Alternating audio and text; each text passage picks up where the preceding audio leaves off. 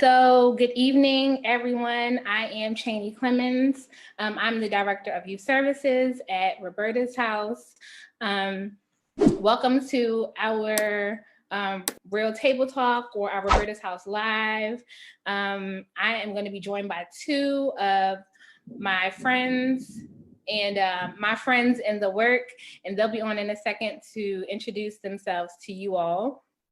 We're just going to be talking about a conversation about our youth in the city, our students, what's going on, how they might be feeling, some coping skills, some ideas, some things that we've talked about as friends, as professionals. And we're just going to have an open conversation. So if you guys have any questions, feel free to add your questions in the comment section, and we'll try to make sure we're answering all of the questions that you have or any of the comments that you might have. And we'll just go from there. Just as a reminder, we do have our crab feast that is coming up on August the 8th. It's going to be a drive-by, get your crabs, enjoy them at home, but still make sure you are taking part of our wonderful fundraiser at Roberta's House. So without further ado, it is 5:59, and we're going to start this thing on time. I would like to introduce to you all Ms. Kelly Brown and Mr. Sananda Edwards.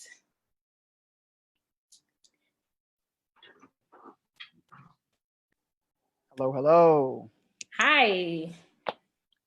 I don't know where Kelly went. Hey. Hi. Hi, guys. So first, do you guys hear the thunder? Is it thundering by your house? Just now? Okay. Not yet. Keep it over there. Okay. So Sananda, introduce yourself. Tell the folks who you are, where you work, what you do. Cool. Thanks. So good evening, everyone. My name is Sananda Edwards. I am the co-founder and director of community engagement for Above It All, which is a mental health program for young people ages 6 to 17. If you're familiar with PRP work, that is what we do. Basically, in a nutshell, working with young people who are in therapy, who are receiving therapy. And if those therapists feel that those young people could benefit from more hands-on, one-on-one attention and direction, meeting their therapeutic goals, and that's where Above It All comes in. Thank you, Kelly Brown. Okay. Good evening, everyone. My name is Kelly Brown, and I am currently the program director for a nonprofit organization called Elevate Baltimore. Elevate Baltimore partners with schools and families and family, schools, and partners to make sure that students succeed not only in school and in life. So as a program director, making sure that the 10 community schools we're in and the 4 after-school programs are running smoothly in the city.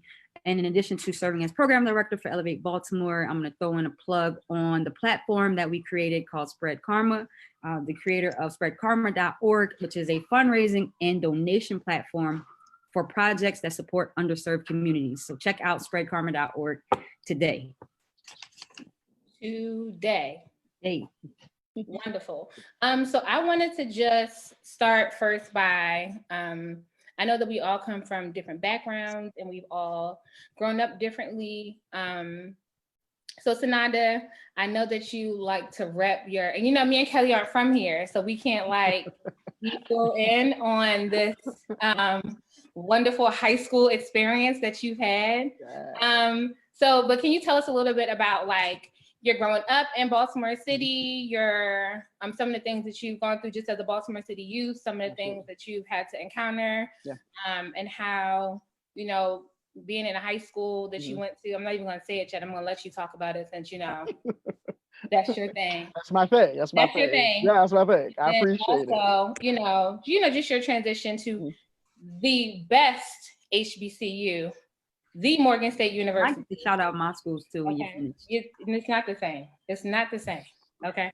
So just a little bit of background about you, Sananda. Yeah, definitely. Thank you. So it's interesting. Growing up in Baltimore obviously was interesting, but I'm glad that you actually asked this question because it actually lends to the conversation that we're having now, and it lends to the work that we all are doing. Growing up in Baltimore, there is always this stigma that most people hear about. Generally, when you talk about Baltimore here and even throughout the country, there are a couple of things that come to mind. Originally, it was always about The Wire. Everyone always asked about The Wire. Wire. I remember I did some work with Habitat for Humanity in New Orleans. We were actually working with young people who were formerly incarcerated.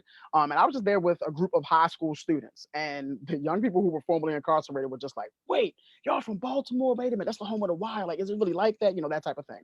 So just across the country, that's one of the things that people think about. And then in recent years, the second thing is the uprisings with regard to Freddie Gray, the uprisings with regard to his death. But I think that personally, growing up, Baltimore to me just means so much. You talk about the culture here in Baltimore. You talk about the differences in the way we talk, the way we speak. People like to make fun of the way we talk, but I just think that Baltimore just has such a rich culture, and we're very, very different. I think that us being kind of in the middle of the country, not really north, not really south. It kind of forced us to figure out a way for ourselves in Baltimore.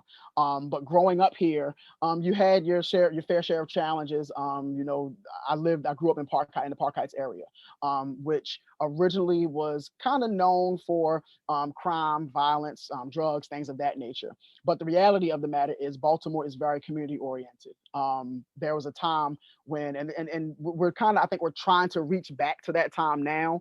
There was such a time when young people and children were always looked out for, when single moms were always looked out for, women were always looked out for. There was just like an immeasurable amount of respect for that. And I think, and I'm hoping that we can kind of get back to that time, because that's the time that I grew up in, where even if there was, some of my cousins, they did things that were quite honestly unlawful, but their big thing was to make sure that the little cousin did what he had to do. I am a graduate of Baltimore City College, city forever. That was one of the things that even my cousins who didn't make decisions to do the right things, they kind of pushed me toward. They say, hey, look, no, you're not going to go this path. You're smart, you're intelligent. We're going to make sure you get to school safe. You're going to handle this business. You're going to do what you have to do. And then that trickled into my life as a college student, attending the Morgan State University. And honestly, that's where Cheney, where you and I met. And we met actually in the Office of Community Service. So we developed ourselves there. We met people who are all about the work, who are all about building community, who are all about being responsible, who are all about not pushing off responsibility, but taking on responsibility, being solution driven, figuring out how we can reach parents, yes, but definitely children. That was our big thing, working with young people. And we've been doing it for years, like ever since we were like kids coming into college, because we were still kids then and growing into ourselves. But we learned how to, again, be responsible, be accountable, and then how to pour that same responsibility and accountability into children. So again, growing up in Baltimore had its share of struggles, but I think the biggest thing that I take away from growing up here is the resilience of people in Baltimore and the way we use our trials and tribulations to pour into our young people and pour into our families and try to come out as whole as we possibly can. So we really take on that healing experience and make that a part of who we are. And again, that's why I co-founded the organization that I'm in, Above It All. For a while, it was an organization that we created because it was something that I didn't have when I was younger. Dad committed suicide when I was 12 years old. So I didn't have anywhere to put that energy. I didn't have anywhere to put that kind of frame of mind that I was in then. But I'm thankful for the friends that I've had at City, especially at City. Then coming into college, meeting people like you, Cheney, who helped me to kind of deal with my situations and find better ways to deal with myself. And then again, turning that energy around and pouring that into young people and making it as positive as possible. And that's, again, what Above It All is all about, making sure that young people have people they can look up to and building a blueprint that can serve as that can serve children for their greater successes now and in the future. Kelly, can you talk to us about, and I know you're not from Baltimore, you're from Philadelphia, Philly, yes. Are you still on mute? Yeah, shout out to the Philadelphia High School for Girls. We don't know nothing about that. Oh, you said cities. He did, right. But can you talk to us about, since you've been in Baltimore, like Sananda said, so I met both of you actually working with and for children, right? So Sananda, we met when I first came to Morgan at 17 and literally just got thrown into working with you, working with students in Baltimore, and working with you guys at the program there was the first time that I worked with students in Baltimore. And crazy enough, you know, I'm still connected to some of those kids, and she's like my daughter. She's like, "You're not my mom," and yes, I am, because I've known you since you was 11 years old. But and the same thing with Kelly. I met you working with children in Baltimore.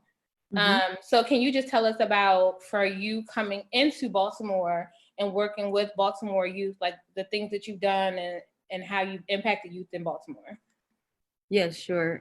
First, let me just say that shout out to Above It All, because I actually have seen and witnessed firsthand the work that Sananda has done in the city with youth. And so big ups to Sananda and the whole Above It All team, because they actually are making an impact right here in the city.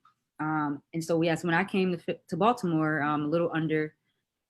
maybe a little under 8 years ago, from Philly, it wasn't a culture shock or anything, because to me, Baltimore and Philly have a relationship already. We're like cousins. So I've already, I'm used to coming down here and hanging out at the Morgan State University and things like that. That's where my best friend went. So for me, Baltimore wasn't anything new. But working with the students here, I would definitely have to say that their resiliency is something like no other, not even in the city that I'm from. So Baltimore youth are strong, they are resilient, they have a lot of potential, and really I see in the youth the future. Like I've talked to enough youth here in the last 8 years to really see the talent and the grit and the resiliency, like you said, because there is a lot of trauma, and there are more barriers to get through. But I've seen young people here thrive, and I know the ones who aren't even thriving still trying and continuing no matter what. So I can just speak highly from the interactions I've had with young people in the last 8 years here. So I'm going to ask both of you, and you guys can, whoever decides they want to go first. So when they asked me about what we're going to talk about, and so this is, again, for those of you who are just joining in, yes, Janae, the Morgan State University. So for those of you who are just joining in, the three of us did our Purple Table Talk at Roberta's house. And we talked then about, the fact that children do grieve, and people look over that quite often, that our students and our children really have some things that they're going through, and that they have experiences that some of us will never experience or never experience at all being a child. And so this is kind of now from February to July, craziness has happened. The world has changed, and not just Baltimore, not just Maryland, not just the East Coast or the United States, but literally globally has changed, and our whole world has been shifted. And so now we're picking up on a conversation that we had in February, and it's a completely different trauma. It's a completely different set of skills that children learn, the things that they've had to go through. So not to continue that conversation, because it's no way to continue that exact same conversation, because our children will never be those same kids. This is something completely different that all of us had to experience, but we've never had to experience this as children. So what are some of the things, and I'll ask maybe Sananda first, because Kelly, I'm not sure if you have as much interaction with children over the past couple of months. So what are some of the things that students have expressed to you about how they have been feeling? So I think the first thing that comes to mind is they're very honest about just missing their friends, right? And it's something that we to kind of take for granted. Like sometimes we look at even like my kids. I'm like, oh, yeah, you happy to be home, huh? You happy to be home from school and you chilling, and your schedule's different and things of that nature. But the reality of the matter is they miss their friends. They miss the interactions. They miss some of their teachers, right? It was cool for a couple of weeks, but then after that, it's like, wow, this is really a completely new routine for me. So they miss their friends. They miss those interactions. They miss the kind of like that the schedules that they had. It's something that you get used to.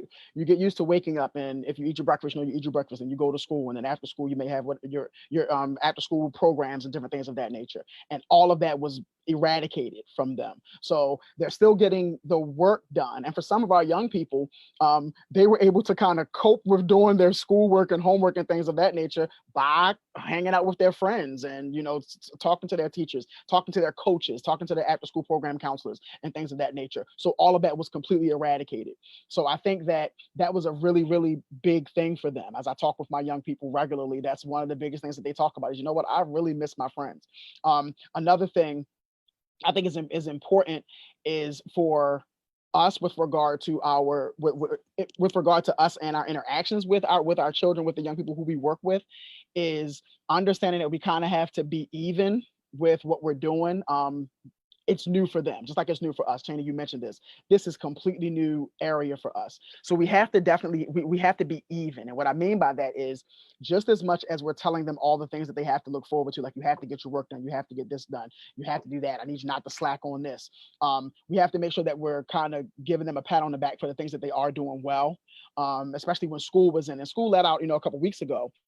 But we were, really harping on making sure that young people were getting their schoolwork done. Get your schoolwork done, turn in that project, email this teacher, make sure all that stuff is done. But we aren't kind of giving them a pat on the back for the things that they're doing well, because we're all in a phase where we are coping. All of us are coping with this, again, you said it, Chaney, worldwide pandemic. And there's absolutely no blueprint to it. Doesn't matter if there was a huge pandemic back in the day or whatever. This is completely new to us. So because of that, we do have to make sure that we are encouraging our young people, obviously guiding them, but letting them know the things that they're doing well. Like, I don't care if it's, man, you made that peanut butter jelly sandwich like a champ. Like, you did that. Like, give them some, just give them some encouragement. One of the things that I always point to with young people is they have absolutely helped us with regard to technology. Like, some of the stuff that we're doing now, we had to learn so quickly, like Zoom meetings. No, this is how you hook your Zoom into your Facebook, and then you got to get the speakers and you got to get this going on. I mean, I have a 9-year-old and 11-year-old. Don't say that. Yeah. It's just that serious, right?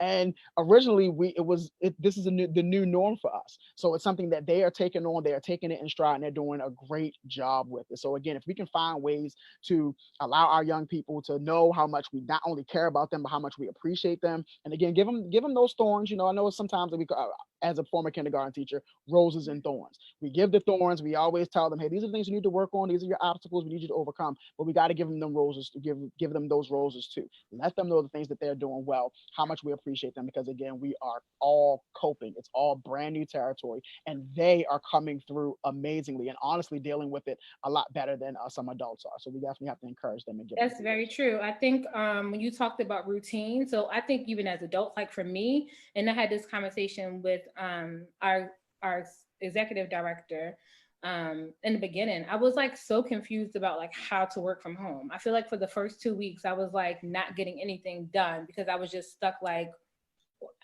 how do I navigate this? And I know we talked earlier, like my office is right now, I'm in my little kitchen nook, and sometimes it's in my dining room, sometimes it's in my bedroom. So it's in my office, and I'm using space differently. But I don't have any kids here. So I can only imagine if I had 2 children or 3 children, with me trying to work still and them trying to still work and use computers. Kelly, can you talk about, I know Sananda talked a little bit about some coping skills. I know that with our program, youth services program at Roberta's house, one of the things that we did was we came up with we did a couple different things, but one of the things we did at first was we came up with with a packet. And it's the activity packet. We did it for elementary school and middle school students, and then we did another packet specifically for high school students. And these packets, which I have available, so if anybody's watching or you would like to have one, I can make sure that you guys get it. But some of the packets for the high school students had like a playlist. So like list some of your favorite songs, and all of them had mandalas, because I know, Kelly, I know you like to color, and someone gave me one. And so that helped a lot with me doing like just some coloring. I've been doing journaling, and I know that, again, my boss talked to me about journaling before, and I was like, I don't want to journal. Like, I don't want to sit and write things down. And, but now someone gave me a 365 journal, and it already has some really good writing prompts. So for me, the writing prompts helped me to be able to want to journal more, right? And we use something in our Thursday groups. We do a lot of things with art. So we do our art journal and we like show it every week. So that's been working really well too, having to keep up with that because we're asking the kids to do it. So what are some ways, Kelly, that you can think of or that you know worked for yourself, or that some of the students, you know, that you've given them some good tips for coping skills? Yeah, you actually hit it right on the nose. I was going to say art is a huge part of, well, it's a coping mechanism and it's therapeutic. And I'm sure Sananda can also speak to this, that you say coloring, but any form of art expression, writing, journaling, coloring, music, listening to music, writing music, making music. I think our young people could really tap into the art culture right now to help them stay grounded and just have some take care of themselves as a self-care method.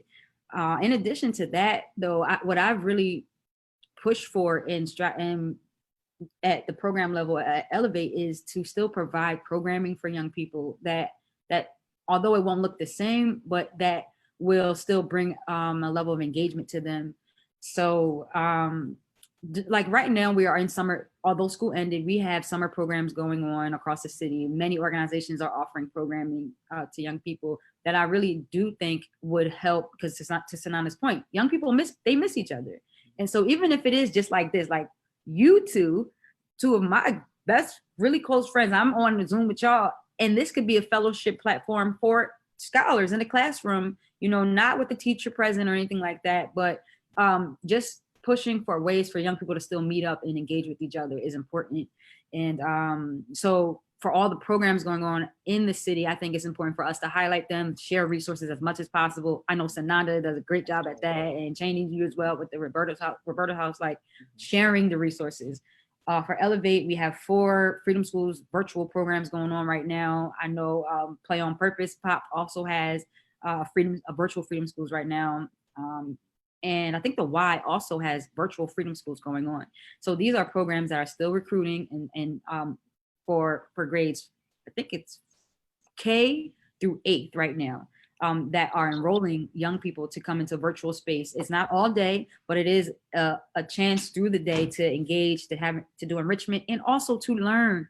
All of the programs I just mentioned has a literacy component to it that is still important, because that summer learning loss we thought was real, or thought was an issue when we had physical school. So now we're not only talking about summer learning loss, we're talking about huge gaps in miseducation, huge gaps in loss in every subject across the board. So I think it's important this summer for young people to find programming and also to still find places and spaces to learn as much as possible. And not just learn about regular stuff that we learn in school. This is a time to learn, to be self-taught on things that we as Black, really primarily in a Black city, that we need to be learning, that has really nothing to do with what you teach, what is taught in school right now, although it should be. I was about to ask, so you just brought it up. The first question I had was, and we kind of talked about it, like Sananda said, as far as how the pandemic, just the COVID part, right, of the quarantine and not being with your friends. I don't know about anybody else, but I'm starting to like I want to go to work. What's happening at the building? Like I miss like driving to work in the morning, or like listening to my favorite podcast in the car, or my favorite music. It's not the same at home as it is in your car. Like where are my friends at Dunkin' Donuts? Like I haven't seen them in months. They probably like forgot about me. Now he doesn't know if my order will never be the same. You forgot my order. I just, these are things that you get used to. So yeah, it's not just your friends, which is huge, but also just your routine. Like you said, getting up, getting dressed, things like that. So what do you guys think about the other side of the quarantine part of the pandemic that jumped into all of this protest, race conversations, like Kelly said, not just about, learning this side, but learning some other things. And that's still happening. They just did a a protest last week, Black Lives Matter in Perry Hall. And so that's a whole different conversation that folks had on this Facebook group about, well, what is it going to look like? And is it going to be safe? And there were people that were really worried that it was going to be burning houses and choking people out. I have no idea, but they were really, really, really worried about it. And it was a peaceful protest. Folks, it was out in the park. It was really nice. And it was led by the Black Lives Matter movement. But again, not just our state or our cities, but our world is shifting now. Yeah. Globally, folks are protesting people of color not being treated the same. And so how do you think our students are, like, what do you think they're thinking about as they're looking at it? Do you think that they want to have a voice? Do you think that their voice is not being heard? Do you think that we're not listening to them? What do you guys think? Well, the first thing that I kind of think about is, I think that, first of all, this was almost like the perfect storm of everything going on for this to kind of balloon the way that it did. When you have a pandemic where people are home, there is certain levels of like unemployment and things of that nature. So people, you know how they say, like, I have time today. Like, folks had time to really let themselves and let their voices be heard. And it's not something that, like, we've talked about race relations in the country previously, like, as, you know, just as friends, we've talked about empowerment and making sure that our young people understand, like, you are the descendants of kings and queens, like, you like understand where you came from so that you can understand why we're pushing you to have a vision for yourself and for you to be the best that you can possibly be.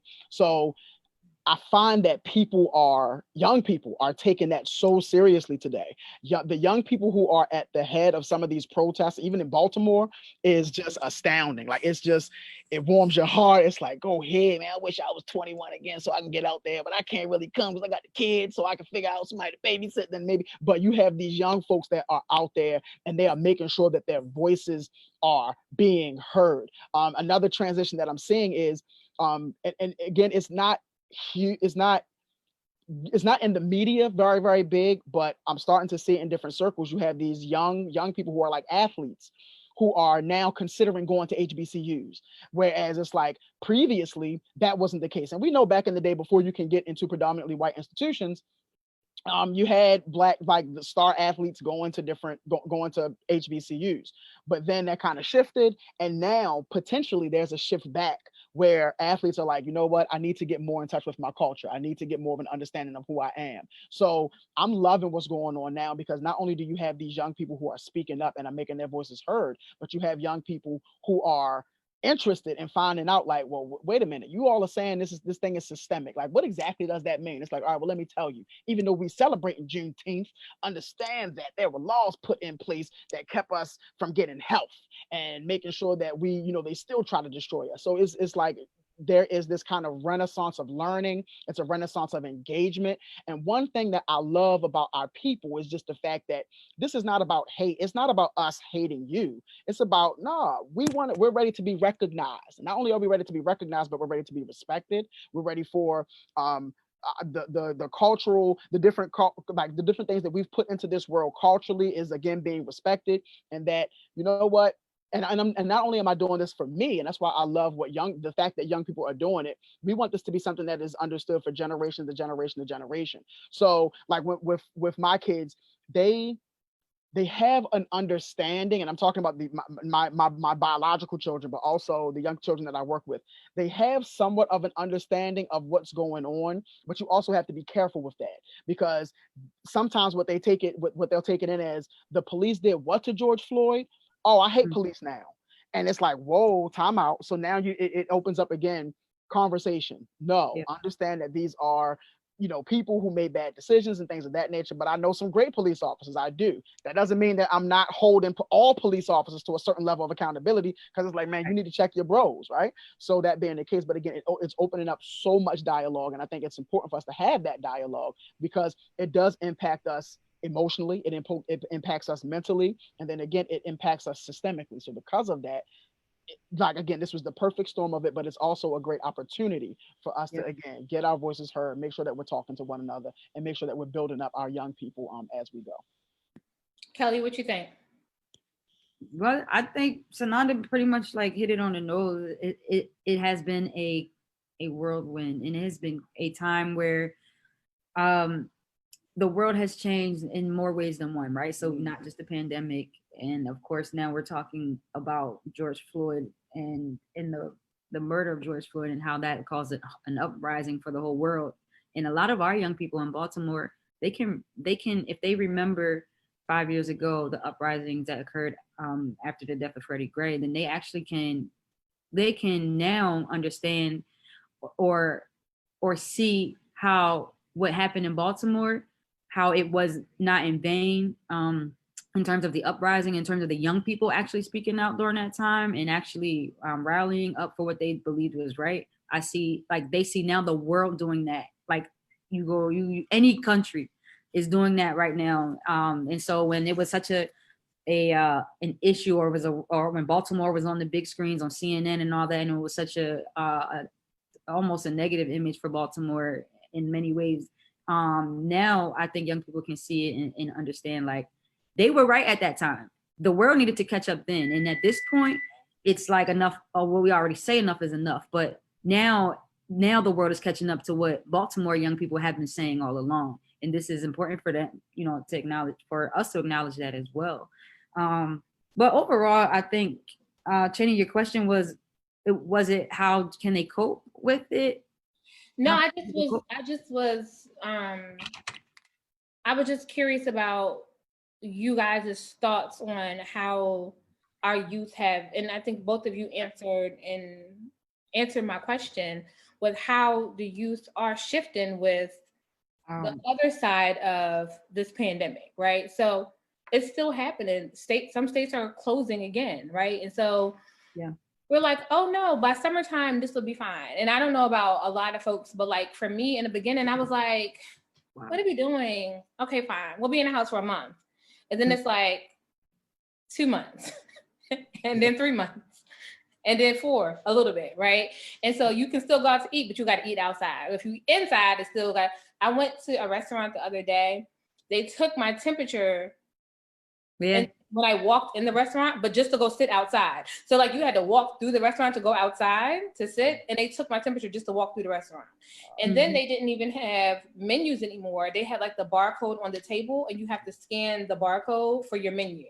Wow. So when people talk about what happened before, we just want to get back to how it was. And I've heard people say this over and over and over again, like it's not ever going to go back. It will never be the same.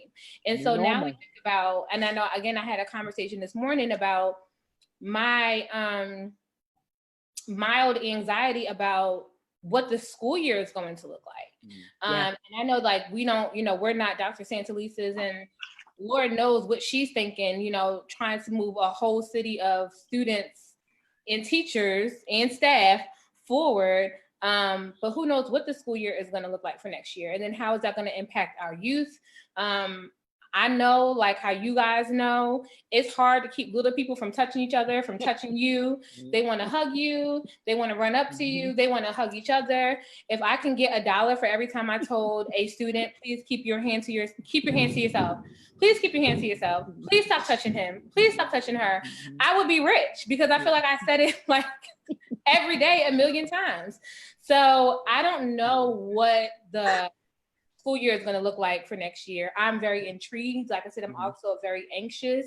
I know it was a whole thing with students not having the digital divide. That was a whole thing that was happening with even in our city. Some school, Kelly, you look frustrated just thinking about it. I'm frustrated. Every time I think about the technology in the city, it gets me like, it's actually, not to cut you off, Cheney, but remind us to talk about the digital divide after your conversation. You can talk about it right now. Just go ahead. Just let it go. I don't want to hold you back.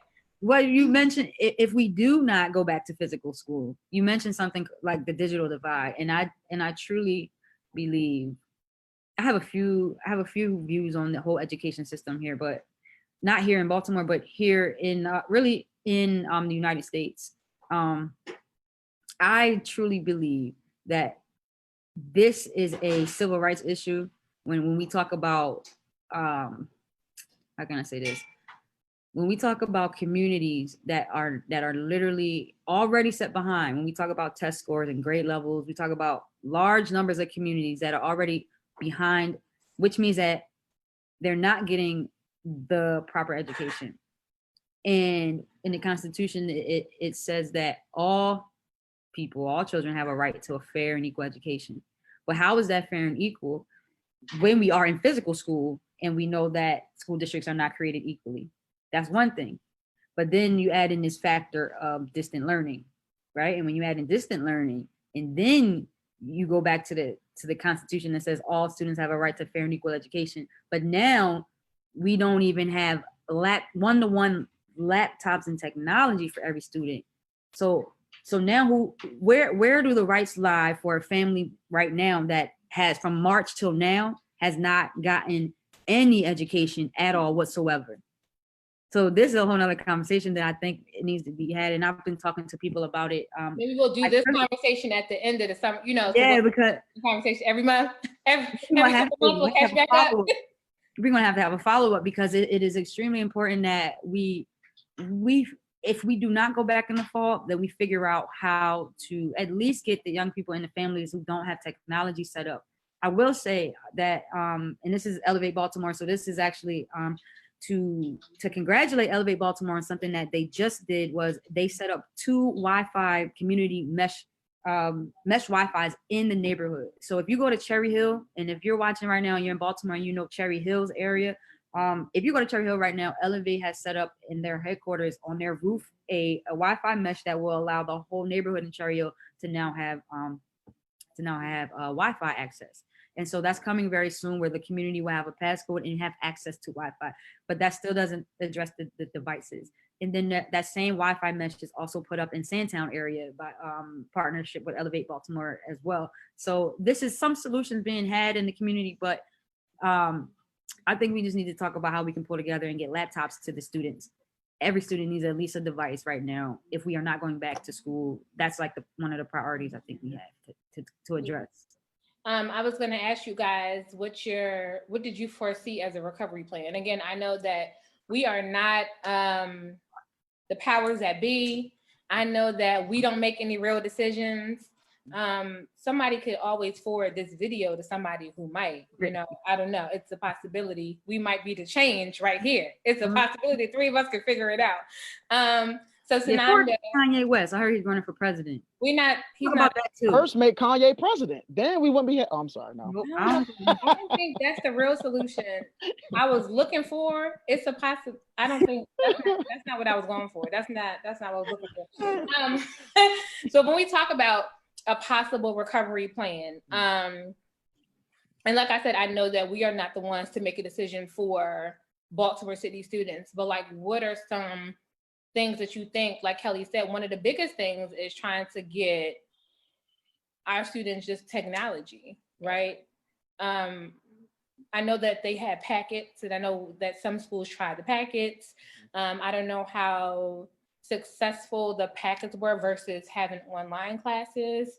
I know that there were some grants that some folks could have wrote to get different computers and things like that, and so on and so forth.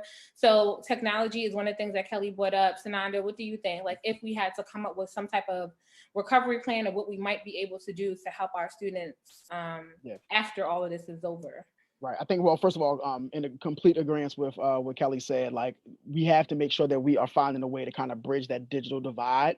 I think about, like Kelly said, you have some kids who just didn't have internet access. And even if they had internet access, they didn't have the appropriate number of laptops. So you might have a family, let's say a family thought they were doing great by having, a computer or 2. But there are 3 or 4 kids in the household. And so now you have to kind of figure out a way to kind of rotate that and make sure it happens. It's a lot.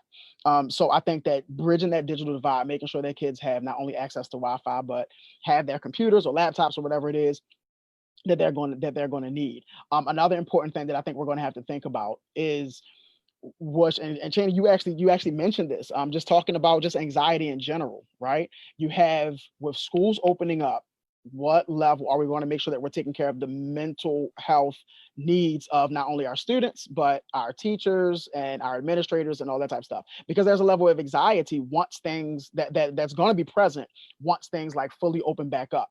When is that going to happen? So those types of decisions have to be made. Is it going to be like a staggered schedule where you have some kids coming in on, I guess, Mondays and Wednesdays, and some kids come in on Thursdays and Friday, Tuesdays and Thursdays, and Friday's a makeup day? I don't know. But I think that some things that we absolutely have to keep in mind, again, in addition to the laptops, is the level of anxiety. We have to make sure that that the resources are going to be available for people to tap into, so that they're able to deal with the anxiety as much as humanly possible. I know that a big part of young people learning, again, is the social interaction, especially with our younger people. Learning how to interact socially is very important, but that won't be something that we can really do. So our kids going to be in kind of like bubbles? I saw a principal put up today on his Facebook page, like, our kids going to be in like these like kind of individual bubbles where they're able to work? How does that work with regard to socialization? I'm not cool with it. I really believe that the primary thing that we have to do to get the school year jump started is going to be making sure that kids have Wi-Fi access, have laptops. Because then again, you may have some parents who just aren't comfortable sending their children back to school. So are you saying that they just should fail? Like, no. So is it like optional, almost like how college is? Like, hey, you can go you can go to an online university, or you can go, you know what I mean, that type of thing. And then again, there are college students who have to deal with the same issue, staying in dorms and things of that nature. So I think that the biggest thing is going to be patience. Even though, how can I put it? Getting to a point that we need to get to is going to take some level of bravery, and it's going to take some level of, the reality is it's going to take some level of risk, but we have to do whatever we can to alleviate those risks as much as humanly possible. And I think part of that starts now, where we have to be diligent about wearing our masks. We have to be diligent about social distancing. We have to do whatever we can to keep ourselves as safe as possible, so that we can then get to that next level of schools opening up and things of that nature. Because when I saw Dr. Wilson said something about Morgan. He said, wear a mask this summer so that you can attend school in the fall. In the fall. Like, it's that serious. Did I say the Morgan State University? Kelly looked confused. I wanted to make sure I said that one more I like time. the hoodie in the background too. Okay. Yeah, I like the hoodie. Thank you. HBCU-ish. Father's Day gift. So I know we talked about like so many things, but one thing I want to say, Sananda, before we do sign off, was you talked about the anxiety that the kids might have. I think that a lot of the adults might have that too. And so we've done a training, Roberta's House did a training for educators and how to be able to help work with students, different coping skills. And we just taught a lot of different things about like what to look out for, how to make your classroom, how to have a cozy corner in your classroom, right? Yeah. So a lot of those different things we did. So again, if anybody needs that training, I also do have the recording for that training, and I would love to send it out if anybody would like to have it. That's I was going to say that Kelly, did you have something you wanted to say? I wanted to interject. Honestly, that's great. I need to maybe to send that out. I need that as well, Chaney. And I was going to say, I was on a Zoom in May with Dr. Santelises. It was with PCAB, Parent Community Advisory Board of Baltimore City. Shouts to Jessica Fauntleroy, who's doing an amazing job with that. Jessica, she's the best. She's the best. Love her. Morgan State University, another one. I'm trying to listen. It's a trend. It's a trend going here. Killing the game. But I got a chance to. She asked me to come on and just kind of talk about coping skills, and one of those things, Chaney, that you talked about was understanding that there is a level of anxiety with parents, and we have to be real about that and understanding about that. But one of the things that I definitely wanted to kind of point to is the great thing about having access to resources, the great thing about having access to Elevate Baltimore, the great thing about having access to Roberta's House. It's huge. So we need people to really spread the word about the resources that are available, and for people to take advantage of the resources. Community resources are heavy. So we have to make sure that we are tapping into those resources and doing whatever we can to. And all three of us have been community school coordinators before. So to anybody listening, your school, all schools have a community school coordinator now. Is that correct, Kelly? Not all schools, but majority of schools have one now. majority, about Majority, I think. 127 out of about 150 or Right. something have So them. reach out to your schools and ask to speak to your community school coordinators. They are a really good point of reference to resources, like Sananda said. Your school social workers, especially if it comes to things about mental health questions, different coping skills that you can do with your students. I know Kelly talked about summer programming. We also have a summer camp this week. We're gonna do a camp in a box for Camp Aaron. So if you want more information about Camp Aaron, make sure you do click on the Roberta's House link, I believe, or it should be a flyer that we have. We are also still doing summer groups. So throughout the school year, we are in 16 Baltimore City schools. We do grief and loss groups. This summer, we really decided to do a focus on, like we were talking about, not so heavy on the grief, because we were not there to do those full wraparound services for the students. Like if they're crying, now you're sitting at home crying in front of the computer, your mom trying to figure out why you're crying, what you say to my child. So we really wanted to do a focus on those coping skills. We wanted to focus on some self-esteem building. We wanted to do a lot of those mental health, breathing exercises, give them some books that they can read. So those are some of the things we're focusing on, and we're doing these groups even now. So Monday through Thursday, grades K through 12, we are doing these groups until the end of July. And so I will make sure that the information is posted, or the flyer is posted on the Roberta's House page. If you have students who can take advantage of a half hour every day for doing some type of mental health positive exercises, please make sure you guys jump on our Zoom calls, because we're doing it every day. And I know, like you said, we have a whole lot of other resources out there. So Nanda, you talked about Above It All. Kelly, you talked about Elevate. And so there's a lot of things that are happening in the city. And if you need any of us to give you guys some more information, I know I'm definitely down. You can find me, tag to Roberta House stuff, and all of our names are tagged here. So I'm gonna say you can reach out to my friends. I'm giving you permission to reach out to my friends if they said something that resonated with you, that made sense, or if you wanted to like do any follow-up. Again, we are all available. We are all part of this community. We care about the children of Baltimore City. We actually do the work with our kids in Baltimore City. And so I'm really glad that you guys decided to join me again. We're gonna have to do a part 3. Like we're gonna have to, like, every couple months, we're gonna have to just jump on and just like pick up the conversation, because who knows what we're gonna be in the next 3 months. So maybe after Kanye could be running for president in 3 months. Kanye is not running for president. That's not a 3 real months, I'll thing. be trying to figure out the A day, B day thing. A day, B day, 1 week in, 1 week out. Who knows? But I think it's good for us to at least jump back in and catch up and just share our thoughts and give some positive vibes out to the people. So thank you guys for joining me today. Thank you. It was a pleasure. Thank you, everybody who's watching. Share our video to your friends. Share, comment. Is that what people say? Like, share, comment. Like, share, comment, all that. Yes. Yep. All of that. All right, guys. Thank you. Have a good evening, everybody. Thanks, everybody.